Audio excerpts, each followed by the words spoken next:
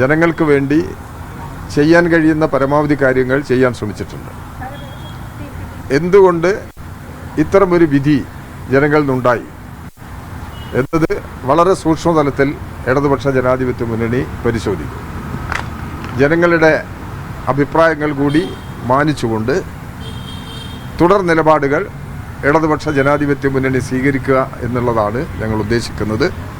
വളരെ മൈന്യൂട്ടായി ഈ തെരഞ്ഞെടുപ്പിലുണ്ടായ ജനവിധി ഞങ്ങൾ വളരെ സൂക്ഷ്മതലത്തിൽ താഴെ തലത്തിൽ ഞങ്ങൾ പരിശോധിച്ച് ഞങ്ങളുടെ നിലപാടിൽ എന്തെങ്കിലും തിരുത്തേണ്ടതുണ്ടെങ്കിൽ അത്തരം തിരുത്തലിന് വിധേയമായി മുന്നോട്ട് പോകും എന്നുള്ളതാണ് ജനങ്ങളെ ഞങ്ങൾക്ക് അറിയിക്കാനുള്ളത്. ഈ ചരിത്രപരമായി നോക്കുകയാണെങ്കിൽ തദ്ദേശ തെരഞ്ഞെടുപ്പിൽ എല്ലാ കാലത്തും LDFന് ഒരു മേൽക്കൈ ലഭിക്കാറുണ്ട്.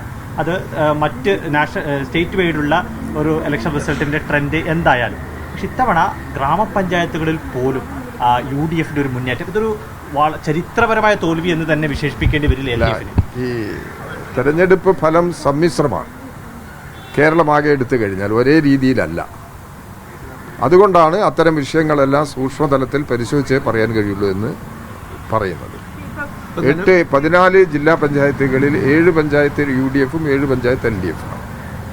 അത് നിങ്ങൾ പറഞ്ഞ രീതിയിൽ എല്ലാ മേഖലകളിലും UDF നേട്ടമുണ്ടാക്കിയിട്ടുണ്ട്. അതുകൊണ്ടാണ് ഇത് വളരെ സൂക്ഷ്മതലത്തിൽ ഞങ്ങൾ പരിശോധിച്ച് നിലപാടുകളെടുക്കും എന്നുള്ളത് വ്യക്തമാക്കുന്നത്.